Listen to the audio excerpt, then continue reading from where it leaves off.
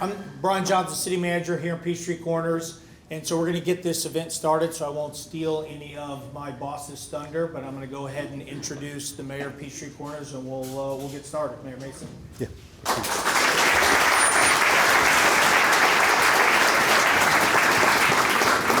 Thank you. That's very kind of you to applaud. What a great turnout. This is, I know I have a prepared script, but you gave a microphone to a politician, so I'm sorry. That's my only joke of the day. I promise not to do it. Governor, President Cabrera, Mrs. Kemp, Commissioner Eccles, and Representative Hilton, thank you, and we appreciate you coming. Our local elected officials, honored guests, and it's overwhelming because I see so many familiar faces, and it's a wonderful time. It is my honor to welcome you to Curiosity Lab at Peachtree Corners and to thank you for attending the ribbon cutting for the Atrium project. Now, I will let others far more knowledgeable than I talk to you about the significance of the Atrium project, what that means. But I will say the significance to Peachtree Corners is it really underscores the importance of our technology-focused economic development.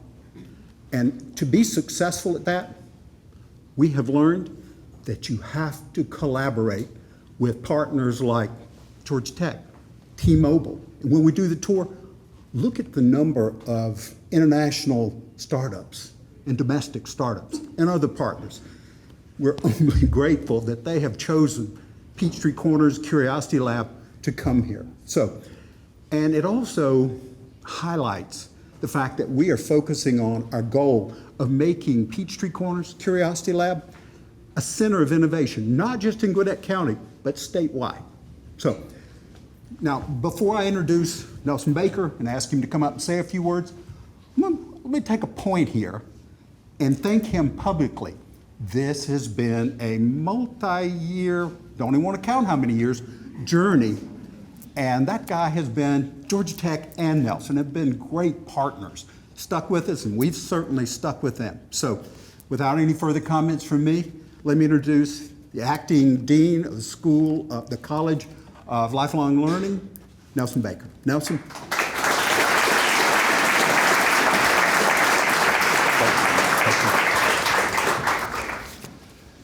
Thank you, Mike. Thank you to everybody. This has been a great collaboration. It's great to be here to see so many people that I've seen before and many that I have not seen. So I just thank you and your team, Mayor, for helping us get to this point. You know, it's support and leadership from cities like yours that both fuel the growth and give our next generation of technology leaders what they need to lead their projects and to be successful. In many ways, the ultimate expression of what a university, especially a research university like Georgia Tech, is all about. Developing exceptional leaders from all backgrounds to create solutions for public good. We do that in public partnership. So on behalf of the College of Lifetime Learning, my thanks to the citizens of Peachtree Corners, to our state officials, in particular the Chancellor and Governor, and for their personal support on projects like this that bring us together. Let me take a moment and give you a little bit of background of how we got here. It's because of the exceptional leaders that made it happen. You know, in today's world, the world's changing pretty rapidly. And one of the challenges that's changing is learning itself. Today, people are living longer, they're working longer, and they're changing jobs more often than ever before. They face broad, intense career and technological disruptions. While a degree is the foundation for many careers, how can a four-year degree last more than half a century in a person's lifetime? At the same time, geographically dispersed companies and communities across our state need ways for workers to develop, to upskill and reskill. Our universities and schools, all of our learning systems must adapt, but how? So under the leadership of President Angel Cabrera, Georgia Tech decided to answer this challenge, not piecemeal, but by addressing the problem as a coherent whole. In parallel, the Institute set out to better connect to our communities, to be present, to expand access, amplify our impact, and to tie it all together. That's how we got here today, with the first new college at Georgia Tech in 35 years, and the first Georgia Tech Atrium, meant to extend our campus into communities in new ways. So for a century, universities have been focused on research and study on teaching, founding colleges of education that improve the discipline of pedagogy and the transfer of knowledge. The College of Lifetime Learning brings a new discipline to learning itself, empowering the person through research, technology, and a lifelong access to enable agency over one's lives. It's the other side of the equation. It's the person side. Rather than influence stages of learning separately, the College of Lifetime Learning comprehensively applies research and technology to empower people. We're focused on operating through K-12, through research, and through professional education. We build on the experiences across all stages of learning and adding faculty to develop and teach in this new field. Georgia Tech will apply the practical technology and deep research to empower people with access, with options, and with community. Ultimately, we hope to ensure expanded access to high-quality education so all learners, regardless of their background, on the stage of life or career, have the opportunity to succeed, thrive, and get ahead. This will improve our system and carry the discipline's knowledge across our state and world. One vehicle to help do that is the Georgia Tech Atrium. The Georgia Tech Atrium is a reinvention of Georgia Tech's physical presence on a global yet localized scale. Think of it as a piece of Georgia Tech, a communal space where we can contribute to the community even as we serve our own learners and alumni. Here we are offering networking, upskilling, and learning opportunities to communities. One opportunity for our adult learners is to take advantage of our professional education industry-leading programs. We will bring things like project management, AI, and economic development courses and programs.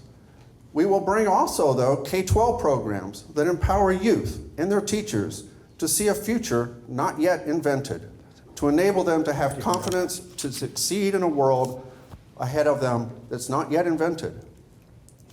Alumni can look forward to connecting here too via our Georgia Tech Alumni Association, with gatherings for Georgia Tech TED Talks, events that are driven by the community, and we will engage in the business community that's here in Peachtree Corners. We want to elevate that community connection, for it's together that we can thrive. All of this would not be possible without a strong community support, as I said before. And we know that Peachtree Corners will be an excellent home for iPilot. Our relationship began way back with the founding of Technology Park and Peachtree Corners here half a century ago, with an experiment that has shown how university and the private sector can work together. Now we envision a new relationship, started by authentic listening to the mayor, to his team, your city manager, and businesses, talking about their needs. They in turn listen to us, and together here we are. A key aspect of that has been Curiosity Lab itself. I see Wayne Hodges sitting in the room, for it's his idea that helped make this thrive. I also see Dr. Rich DeMillo here in the audience, who led a team at Georgia Tech to talk about the future of our university in 2040, and where the atrium first became a concept. Georgia Tech has a long history and insistence on practical application of technologies. It's these ecosystems nurtured by Curiosity Lab and the Georgia Tech Atrium that will provide a home to startups and encourage meaningful learning and exchange of ideas. It's where we will serve everybody together. So in conclusion, establishing spaces like these, encouraging their permeability, if you will, of barriers to higher education, is a key mission of the College of Lifetime Learning and of Georgia Tech as a whole. We believe that the magnitude of the challenges and opportunities we face demand that we empower more people, backgrounds, and perspectives in the process of learning, discovery, and creation. That's how we improve the human condition together. So it's with great pleasure that I introduce to you our next speaker, the president of Georgia Institute of Technology, Angel Cabrera. As a business educator, he has played a key role in advancing professional ethics, internationalization, and corporate social responsibility. People around the world are facing potential huge shocks to the workforce due to technology and demographics. He has personally led an effort to respond with thoughtful leadership, decisive resources, and the full weight of the institution. Please join me in welcoming my colleague, Dr. Angel Cabrera.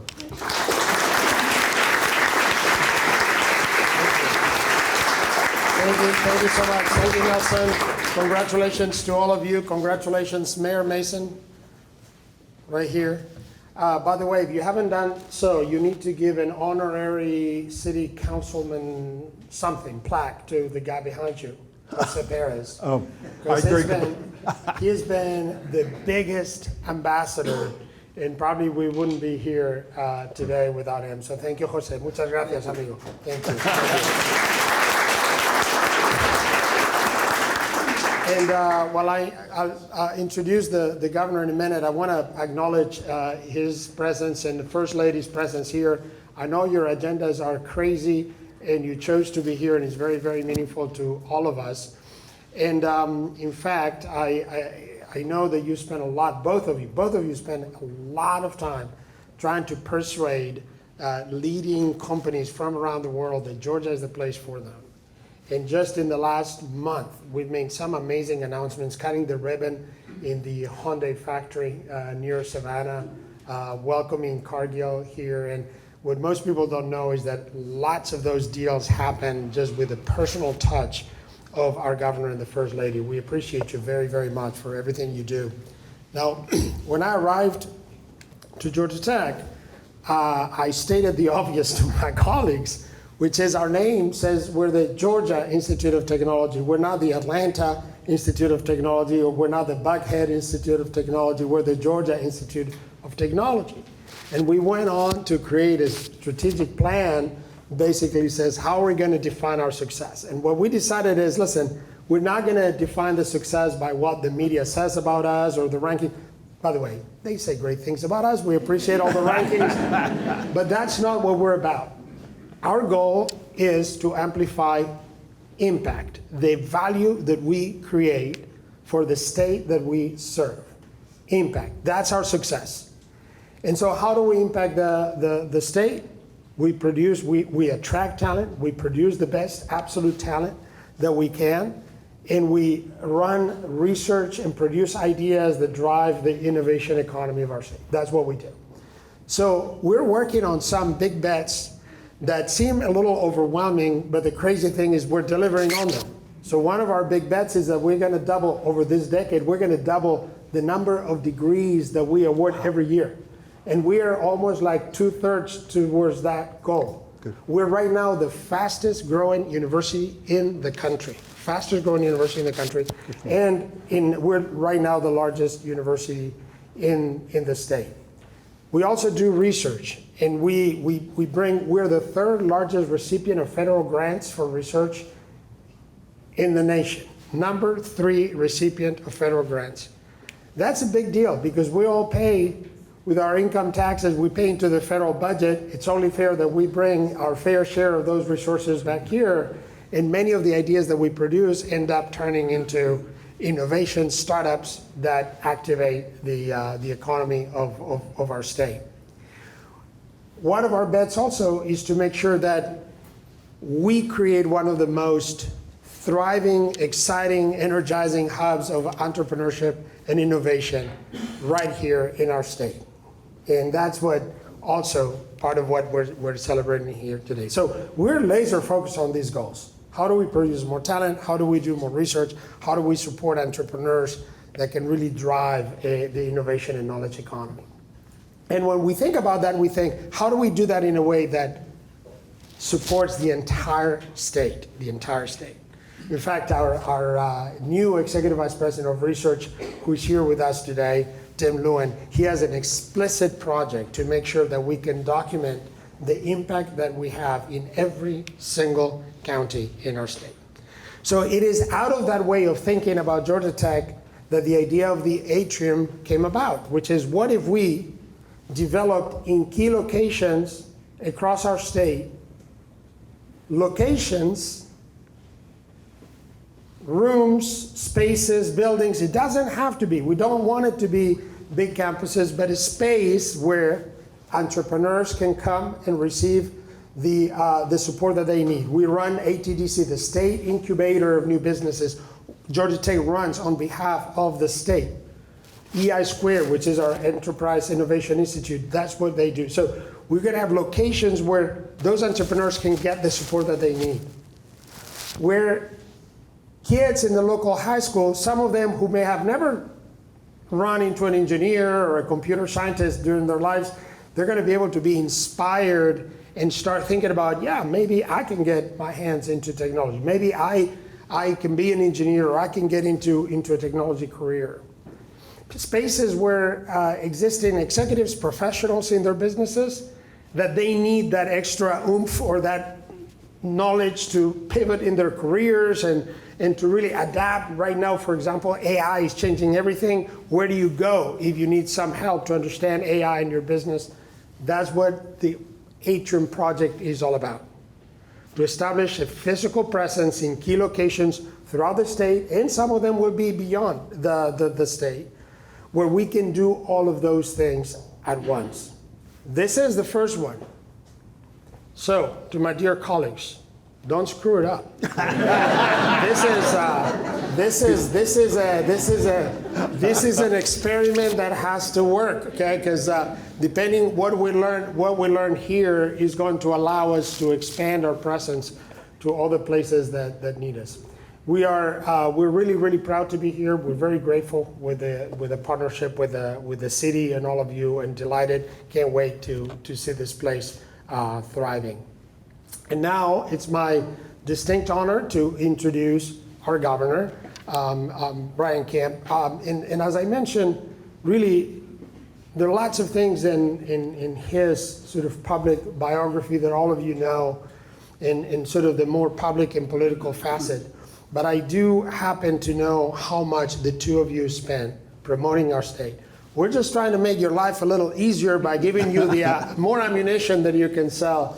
But clearly you've done just absolutely an amazing job. And even when they're not in the room and you talk to the business leaders, the Ciscos, the Cargills, the Microsofts, the Hyundais of the world, who decide, the Googles of the world that decide to make major investments in our state, they will tell you, they'll mention many different assets. They'll mention our airport, they'll mention our port, they'll mention Georgia Tech, they'll mention our great universities, and then they'll say, and you have a governor who actually gets it, who supports businesses and who welcomes all of us here. So it is an honor and a pleasure, and with great gratitude, that I welcome the governor of the great state of Georgia, Brian Kemp.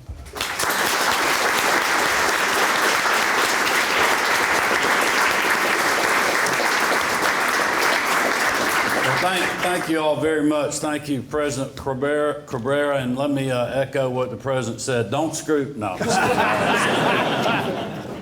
is an honor for Marty and I to be here today. I want to thank Dean Baker, Steve Harmon, really everyone at Georgia Tech, both for not only this initiative, but also just what you do every day that the President was talking about.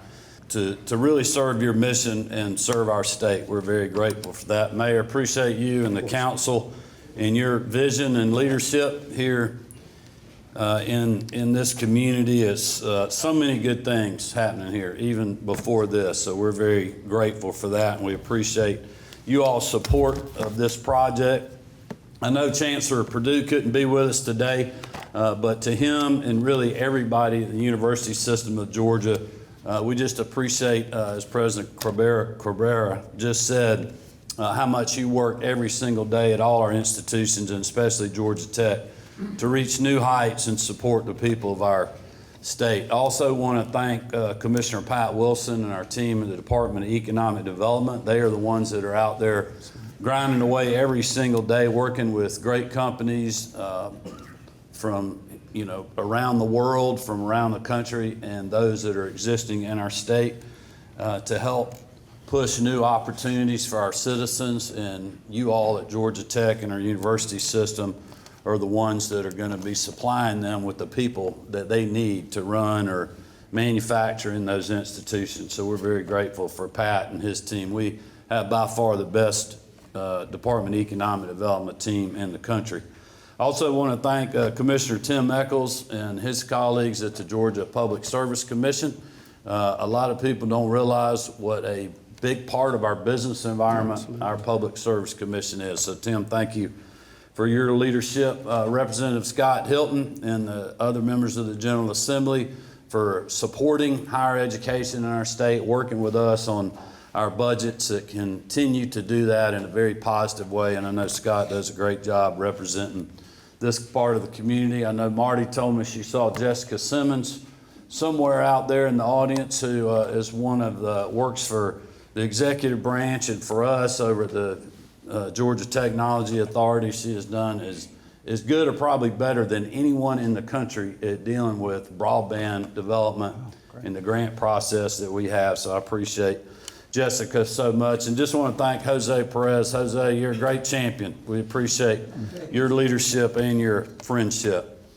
You know, this pro-business environment that we have is essential to Georgia's success, and it's why we've been named the number one state in the country for business for 11 consecutive years. But it also means we're delivering real impact for the people of our state. And just since I've taken office, we've announced 193,000 new jobs that private sector partners are creating and over $90 billion of investment. And that is literally happening in all parts of our state. And that is just the projects that the state played a part in. It doesn't include the organic growth that's happening in communities like this every single day and those around the state and certainly in our capital city. But these projects choose Georgia because they recognize the unique assets that our state can offer, including our stable financial situation, our top-ranked infrastructure that the president talked a little bit about, and a talent base that is supported by institutions like Georgia Tech. Workforce development has been and will continue to be a top priority of my administration. After business leaders made it apparent that there was a great need for qualified workers to fill really thousands of jobs that are coming to our state, not only today, but many that will be created over the next 4 or 5 years with the announcements that we have taken part in.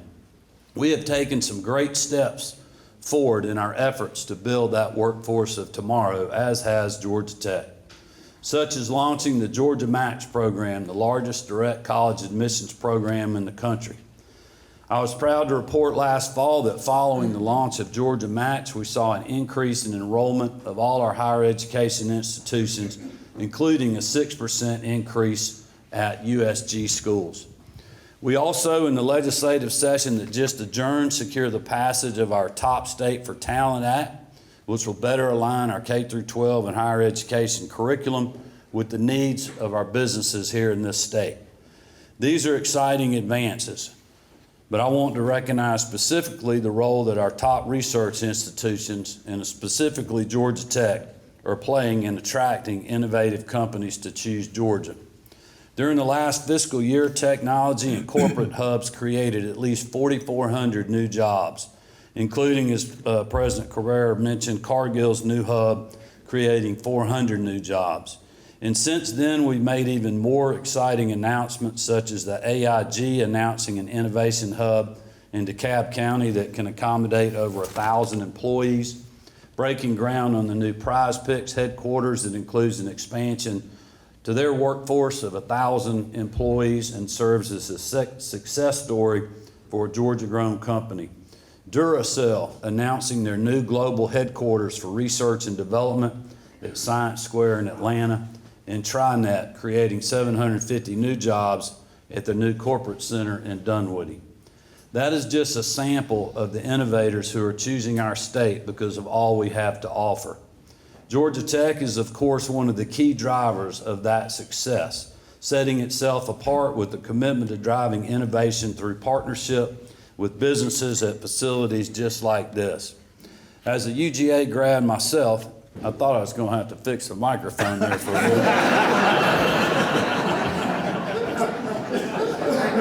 I don't often get to brag on Georgia Tech too much, but allow me for just a moment. I know President Cabrera said he wasn't worried about that, and he has the real mission at hand, as that is supplying great, hard-working, smart people to our institutions that need them in this state. But the Wall Street Journal recognized Georgia Tech as the second best public college in the nation and top 10 amongst all higher education institutions. Truly incredible. They specifically rated Tech high in the value it added to its graduate salaries in comparison to the cost of attending, a sign of the school's work connecting students with career opportunities. Georgia Tech was also recognized as a top 5 school for freedom of speech, speaking to their commitment to promoting diversity through thought and strong students. President Cabrera, too, as he mentioned, is serving our state and really connecting great graduates with job creators. And that is really the mission that we need in today's world. And that talent that is coming out of Georgia Tech is number one in my book. Those are impressive statistics, and Georgia is fortunate to have such an institution in our capital city. It provides students with unique opportunities such as the one the Curiosity Lab will provide to both gain real-world experience and become more well-rounded graduates. It also provides our state with a uniquely talented workforce base as companies that keep choosing Georgia affirm. Those companies come from all corners of the globe, and Georgia Tech's partnerships with other countries such as France continue to play a role in building relationships that job creators right here in the Peach State need. We continue to see the fruits of that labor as last fiscal year projects from international companies expanding or locating in the U.S. market accounted for more than 8,100 new jobs and $5.9 billion of investments. We're fortunate to have a team here in Georgia made up of government, business, and educational leaders committed to working together to deliver results for our people. I want to again thank everyone here for your work in that mission and say congratulations again on today's milestone. And now, with that said, let's cut the ribbon on the Curiosity Lab.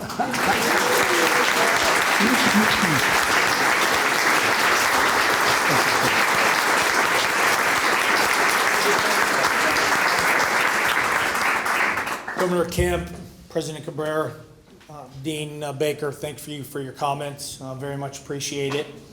So this concludes the formal portion of the event today. So how it's going to work is those who are going to be cutting the ribbon are going to go upstairs onto the balcony that overlooks the parking lot right here. Ask the rest of you to go out into the parking lot, and they'll cut the ribbon, and that'll conclude the event. Now, at that point, those cutting the ribbon will go through the Georgia Tech Atrium space.